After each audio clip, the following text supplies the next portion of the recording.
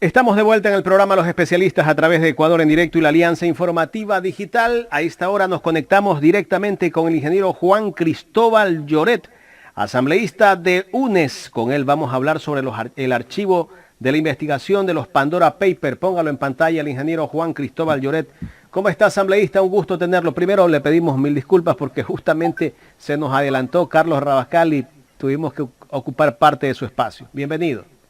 Gracias, muy buenos días, no se preocupen. Un cordial saludo para quienes hacen Ecuador en Directo y por supuesto gracias por la invitación.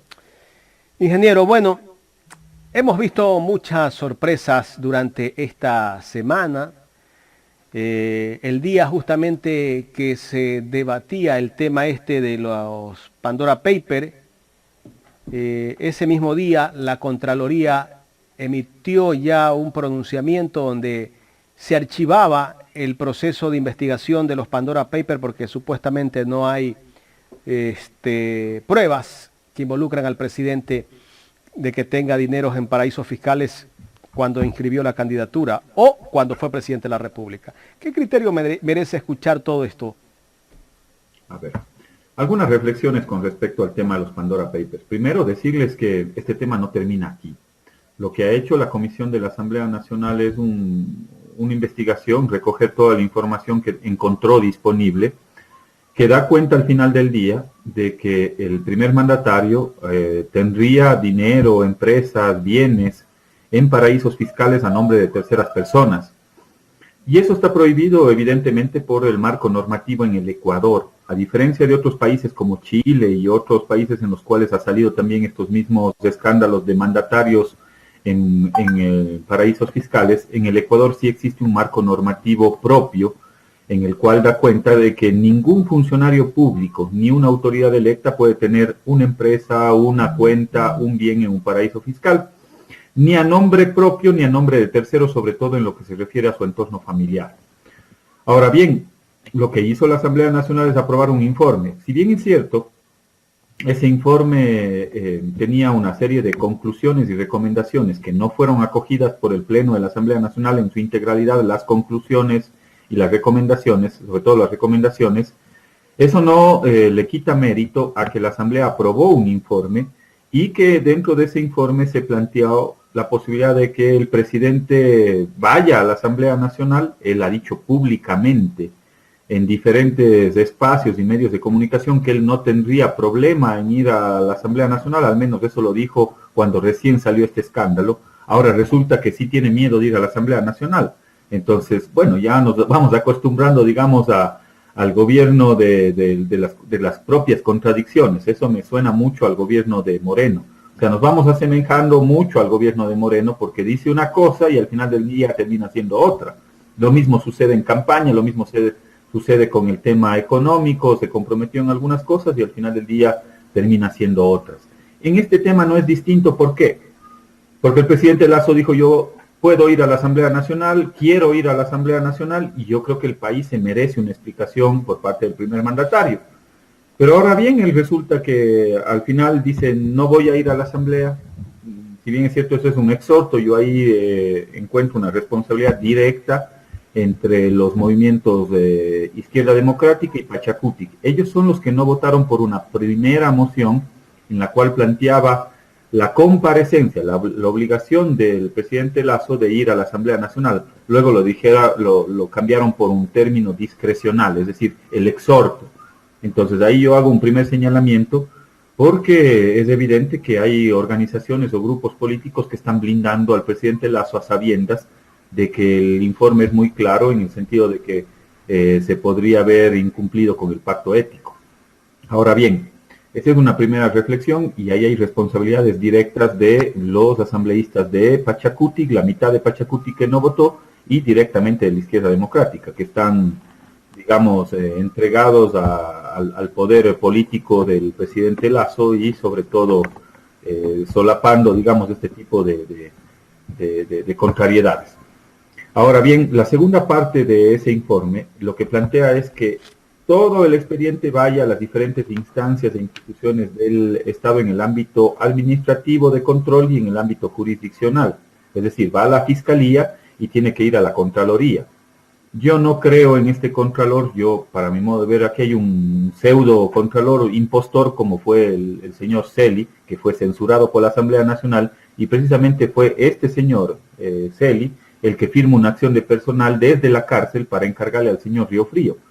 Entonces, ojalá cuando el Consejo de Participación Ciudadana y Control Social designe un nuevo contralor probo independiente, se pueda llevar adelante un examen en el cual dé cuenta efectivamente si es que el presidente Lasso incumplió o no incumplió a través de su declaración juramentada el pacto ético.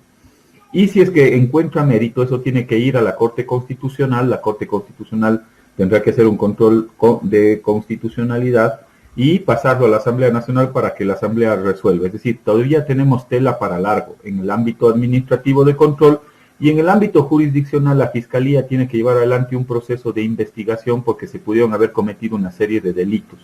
Delitos como la evasión tributaria, porque el presidente Lasso dice: yo me deshice de mis empresas que tenían paraísos fiscales. Pero ¿cómo se deshizo? ¿Las vendió? ¿Las heredó? ¿Se pagó impuestos? ¿Se pagó tributos? Eso tiene que decirlo y investigarlo la Fiscalía, y también inclusive el perjurio, porque él hace una declaración juramentada en el cual plantea cuáles son sus bienes, y seguramente o posiblemente no estaban todos esos bienes que estaban en empresas en paraísos fiscales. Entonces, digamos, hay tela para largo en el caso de los Pandora Papers. Ingeniero, pero si Contraloría ya se pronunció y ya archivó el caso, ¿qué podemos esperar de Fiscalía? Fiscalía no hizo nada con los INAPAPER, donde justamente habían pruebas que involucran al presidente Lenín Moreno. Hasta el momento no hay ningún pronunciamiento, no hay un informe cómo avanza esa investigación. ¿Qué puede pasar con el caso de los Pandora Papers?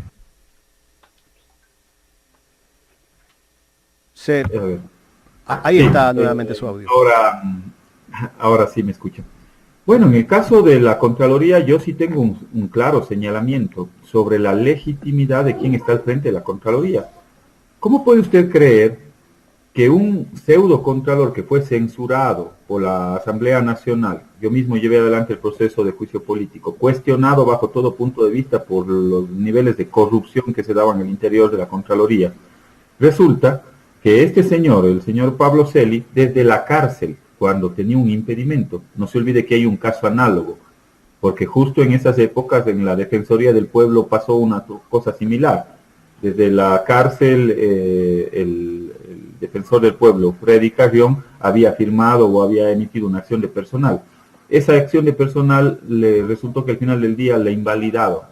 En un caso análogo y similar como el de la Contraloría, Pablo Celi, que estaba preso, firmó una acción de personal en favor de Riofrío.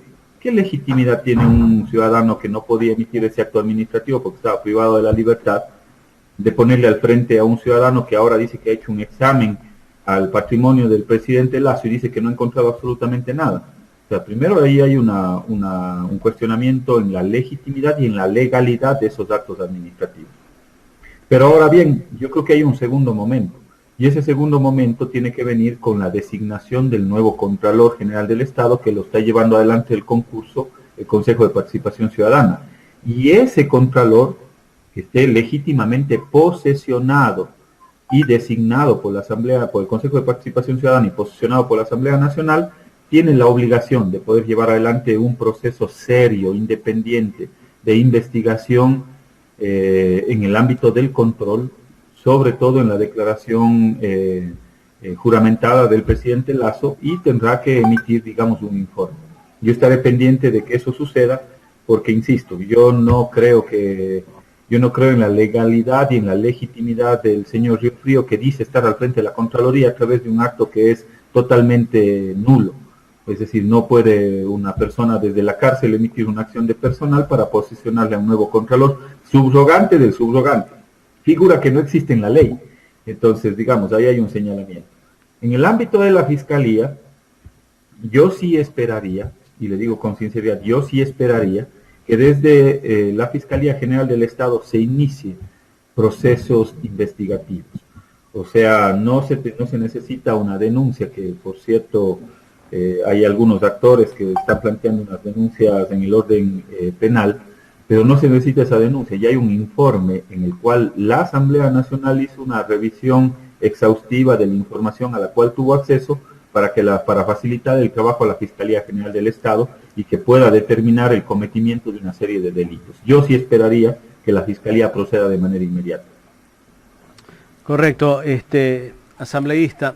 Me gustaría también consultarle a usted sobre la posición de Pachacutic justamente en estos últimos días, cómo votó en este informe de la Comisión de Garantías Constitucionales. Hay una división en este bloque. No entiendo que cuando Pachacutic habla de progresismo, cuando habla de izquierda, pero resulta que en el momento de votar, cuando tienen que defender al pueblo, cuando tienen que defender los intereses de la nación, pues ellos votan o se alinean pues tal vez al que está en el poder.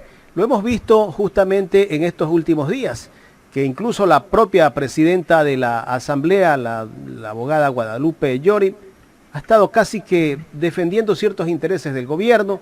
Hay una crítica por parte del presidente o de la CONAIE en general, de que no están de acuerdo de cómo está actuando esta organización política. Es lamentable, digamos, en términos de la pérdida en el progresismo, en la izquierda. Yo lamento mucho que la facción de Pachacutic, que está dividida y evidentemente sometida al gobierno de turno, tenga ese comportamiento alejado, digamos, de sus preceptos ideológicos. O sea, lo que están defendiendo es un gobierno de corte neoliberal que implementa una serie de políticas fondomonetaristas que afectan precisamente a los sectores más pobres. Y los sectores más pobres precisamente están en la ruralidad, a la cual ellos dicen representar. Pero al final del día nos damos cuenta que Pachacutic obedece a intereses de carácter personal, pues se dejaron seducir o someter por el poder. Una de dos, o seducir con cargos, puestos del reparto nuevamente recargados, o se dejaron someter. Pues. No hay otra explicación. Yo debo rescatar porque Pachacutic se ha dividido en dos alas, en dos facciones. Una muy cercana al gobierno, en la cual está más o menos la mitad de los asambleístas, incluyendo la presidenta de la Asamblea Nacional, y otra cercana más bien a la corriente de la CONAIE. Esas son las dos facciones que tenemos lamentablemente en la Asamblea Nacional. Esto ya no es nuevo. Yo lo viví en el periodo anterior, en el periodo de gobierno anterior, con el presidente Moreno y en la Asamblea Nacional. Ustedes van a darse cuenta que Pachacutic al final del día terminó votando por el 2% a los microempresarios en el periodo anterior. Terminó votando por la ley Trole 3, terminó votando por la ley humanitaria, algunos asambleístas de Pachacutic. Entonces esto ya no es nuevo. Lo mismo sucede en la izquierda democrática, que ya más parece la derecha democrática, porque al final del día son los que le terminan haciendo el juego al gobierno de Lasso. Es más, si usted revisa la moción que se presenta en el caso de Pandora Papers, es presentada por la izquierda democrática. Cambiaron una sola palabra, de convocar al presidente Guillermo Lasso por la de exhortarle al presidente Guillermo Lasso. El presidente Guillermo Lasso, como ya era de suponerse, les hizo la cuca y al final del día no va a ir a la Asamblea Nacional. Entonces es un claro sometimiento, servilismo a un gobierno neoliberal que tiene que darle respuestas al país. Más allá de que él se comprometió en ir a la Asamblea Nacional, hoy resulta que ya no va a ir. Pero lo que más me preocupa es que no le dé respuestas a los ecuatorianos. ¿Qué hizo con su patrimonio? Porque ahí hay una serie de contradicciones.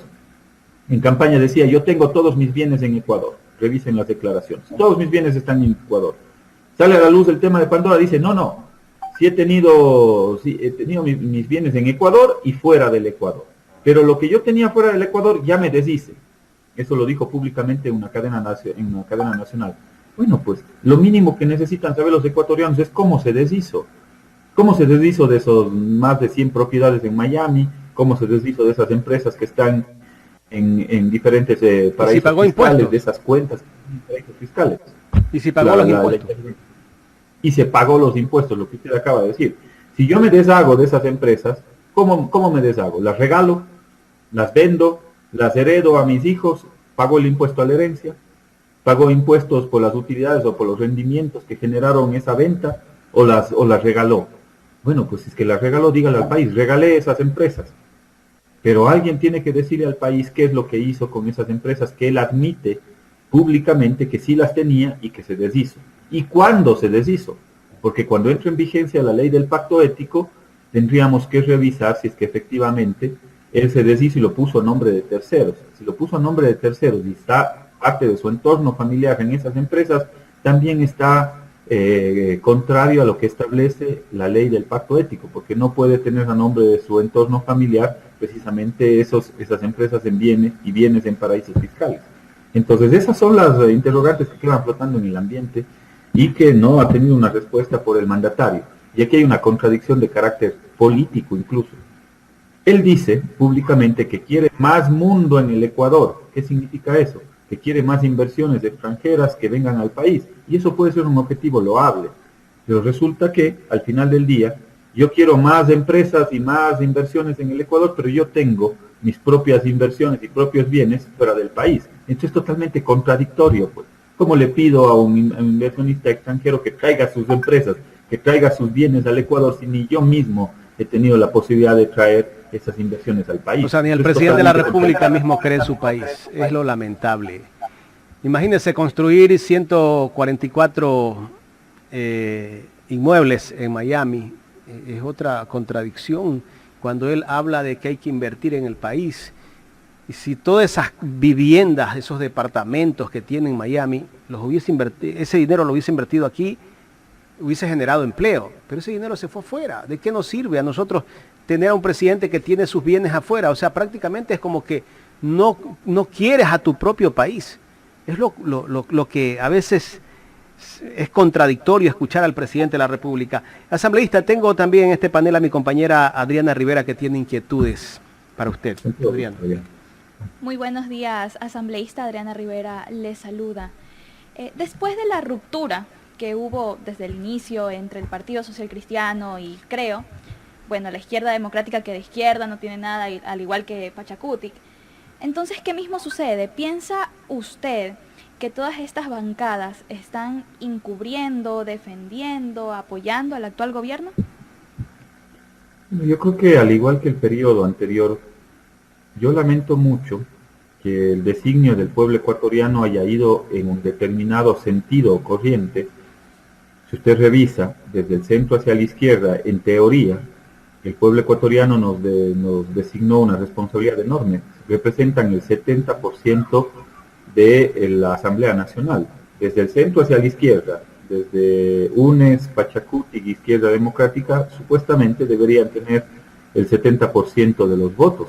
Pero resulta que al final del día hay determinados actores y determinadas fuerzas políticas que se dejan o seducir o someter por el poder. Y lamentablemente terminan cediendo, digamos, a ese sometimiento o esa seducción. Y yo veo que lamentablemente Pachacutic ha perdido a la mitad de su bancada. La Izquierda Democrática más parece derecha democrática. Y al final del día no están cumpliendo con el designio que les dio el pueblo ecuatoriano, pues, porque la representación era precisamente a ese amplio sector del progresismo para que defienda los intereses de las grandes mayorías, para que pueda poner por delante el interés general sobre el interés colectivo, y lamentablemente eso no se está dando en el país. Yo incluso comparto la última reflexión que se hacía hace un momento en el sentido de que ¿cómo puede ser posible que se invierta en 140 propiedades cuando aquí en Cuenca, en la provincia de La Suay, el déficit de vivienda es de 50.000 viviendas? ¿Cuántos de esos recursos se pudieron haber orientado a poder generar empleo, a poder dinamizar la construcción en la región, en la provincia de La Suay, con 50.000 viviendas que tenemos de déficit? Es decir, si usted construye 50.000 viviendas en la ciudad de Cuenca, yo estoy seguro que usted va a vender y colocar esas 50.000 viviendas porque ese es el déficit que tenemos a nivel de vivienda, y genera una serie de reactivaciones en el orden económico, empleo, producción de bienes y servicios y materiales que se requieren precisamente para ese proceso de encadenamiento productivo como es la construcción. Entonces esas son las cosas que no se entienden, esas son las cosas que precisamente hacen que al final del día los ciudadanos terminen reprochando, digamos, a este gobierno. Tanto es así que el nivel de aceptación del presidente Lasso podría estar incluso inferior al 30%. Y peor aún cuando se envía y se remite ese tipo de leyes que le ponen una factura muy alta a la clase media, y de manera inconstitucional, porque esa ley fue negada por la Asamblea Nacional. Se imponen este tipo de leyes tratando de afectar a los intereses de las grandes mayorías y tratando de beneficiar a intereses personales, a intereses corporativos. Si ustedes revisan la última ley económica, lo que busca es beneficiar, por ejemplo, a las bebidas azucaradas, a las bebidas gaseosas, porque les elimina el impuesto a los consumos especiales. Eso es contrario a una política mundial de la Organización Mundial de la Salud, de la Organización Panamericana de la Salud, pero aquí no les importa la salud. Están pensando en los intereses económicos de determinados grupos económicos. Ojalá y no sea el pago de la factura de la campaña electoral. O, por ejemplo, en el caso de las telefónicas, Movistar y Claro, resulta que les eliminaron impuestos. Los impuestos que se planteaban por la concentración de mercado. Entonces aquí hay un claro direccionamiento. O lo que están haciendo en Galápagos, les están renovando concesiones a determinados grupos económicos, como el señor Sevilla, en las concesiones turísticas que tienen en Galápagos por los próximos 30 años. Entonces, aquí hay intereses económicos. Cuando dicen que necesitan más recursos, más impuestos, no se entiende, pues entonces, ¿cuál es la lógica del gobierno? Por un lado, les eliminan impuestos a determinados amigos, a los panas, y resulta que a la clase media y a los microempresarios les siguen clavando impuestos. Entonces, esas son las contrariedades que tenemos en un gobierno que dice que es el gobierno del encuentro, pero más veo que se están encontrando con los determinados grupos económicos y encontrándose con los regalos de Navidad anticipados antes que encontrarse con el pueblo ecuatoriano y con sus verdaderas necesidades. Asambleísta, desde YouTube, Patricio González le hace esta pregunta. ¿Qué pasaría si la Corte Constitucional no suspende la ley financiera de Lazo y que UNES se abstuvo? A ver, es evidente que hay una reflexión jurídica en torno a esa ley que de manera inconstitucional el presidente Lazo la remitió por el Ministerio de la Ley. Tanto es así que sus propios asambleístas, revisen la declaración del asambleísta Cordero de Creo, cuando le pregunta un periodista, dice, ¿esta ley tiene que entrar por el Ministerio de la Ley? Ella dice, no, porque la ley fue negada. Y efectivamente la ley fue negada porque la Constitución de la República dice que cuando usted está tratando una ley económica urgente, es específica la Constitución, esas leyes se aprueban, se modifican o se niegan. Y la Asamblea Nacional negó esa ley. Por lo tanto, es totalmente inconstitucional la entrada en vigencia por el Ministerio de la Ley.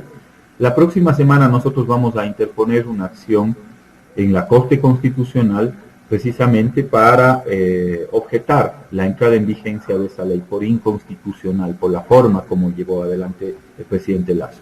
Y también la semana anterior presentamos una iniciativa para derogarla desde la Asamblea Nacional. Cualquiera de las dos, la vía constitucional o la vía de carácter legislativo, tiene que surtir efecto en un momento determinado. O sea, nosotros vamos a pelear hasta el final porque no se puede permitir que la entrada en vigencia de esta ley les beneficie, les dé los agasajos navideños a los panas de Lazo y por otro lado le ponga la factura más alta a la clase media y a la clase trabajadora del país. Y bueno, el tema de la reforma tributaria en la Asamblea y la votación de UNES fue algo que causó mucha polémica entre la ciudadanía, la población ecuatoriana. ¿Qué nos puede comentar al respecto? Pero no se olviden que esa es la ley de Lazo. O sea, una ley que más allá del carácter legal, que ya les hago la reflexión, artículo 140 de la Constitución, las leyes económicas urgentes se aprueban, se modifican o se niegan. Hubo una moción de negación presentada por el asambleísta el asambleísta Torres, que al final del día obtuvo los votos para negarla, por lo tanto no podía entrar en vigencia por el Ministerio de la Ley. Esa es una reflexión de carácter jurídico.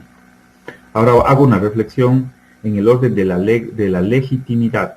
¿Cuán legítimo es que una ley que es contraria a lo que se comprometió el presidente Lazo en campaña? Porque el presidente Lazo, si ustedes revisan una entrevista con Fernando del Rincón de CNN, en el mes de marzo, cuando estaba de candidato, él se comprometió en 3 cosas.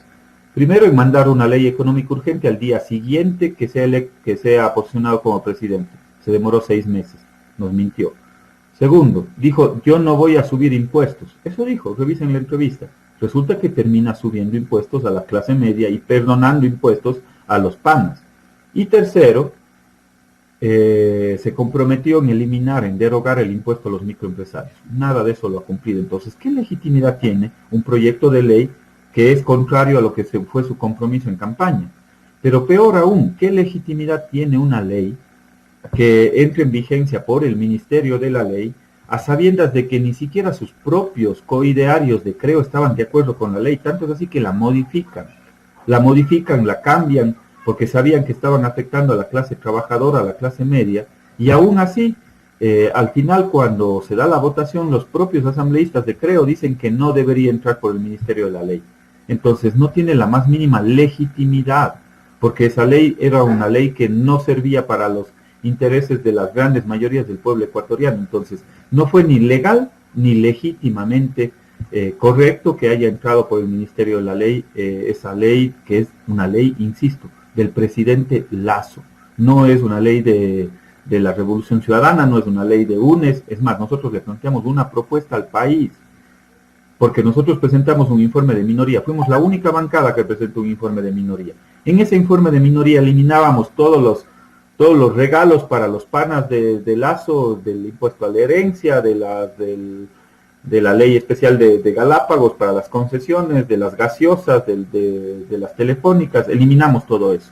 Y le pusimos, y eliminamos también el 2% a los microempresarios, y eliminamos todos los impuestos que se cargaban a la clase media, y le pusimos el impuesto a los 300 grupos económicos más grandes del país, que tengan que pagar mínimo el 2% con relación a sus ventas, porque la presión fiscal que hoy tienen sobre ventas de 68 mil millones de dólares, ni siquiera en la mitad de los grupos económicos llega al 2%. Entonces, ¿cómo usted entiende que a los pequeños, a los microempresarios, sí les tengan que poner el 2% de impuesto a las rentas sobre las ventas, pero a los grandes, cuando UNES plantea que por lo menos paguen el 2%, entonces ahí sí no lo aprueban? ¿Y sabe quién no aprobó el informe de minoría? Precisamente la bancada de Pachacuti, la bancada de la Izquierda Democrática. Cuando se supone que entre el progresismo, entre la izquierda, deberíamos tener el 70% de los votos. Entonces, para que sepan ustedes, y el pueblo ecuatoriano sepa, quiénes fueron los que se abstuvieron en ese informe de minoría. Yo no puedo esperar menos de Creo o del Partido Social Cristiano, pero por lo menos la Izquierda Democrática o Pachacuti, yo entendería que si usted le pone los impuestos a los 300 grupos económicos más grandes, le libera de los impuestos a la clase media, a los trabajadores, a los artesanos, yo pensaría que por lo menos iban a votar a favor, pero nada de eso sucedió. Entonces ahí se evidencia el pacto con el gobierno para evitar precisamente que pase ese informe de minoría que fue planteado por UNES. Solo porque vino por UNES, entonces no vamos a votar. Entonces eso le hace un daño al país enorme, independientemente de dónde venga. La propuesta debía haber sido aprobada y evitar que pase esa ley nefasta para el país. Ingeniero, si Pachacuti votaba a favor del informe, ustedes hacían mayoría. Efectivamente, no necesitábamos 73 votos, si no me equivoco. Efectivamente, si es que Pachacuti y UNES terminan votando de manera conjunta, no necesitan de nadie más, no necesitan de la derecha democrática, no necesitan de Creo, no necesitan de los independientes, no necesitan del Partido Social Cristiano. Se necesitaba solo, digamos, la mínima de un mínimo de sindéresis política, pues. Si ¿Cuántos votaron en contra de ese informe?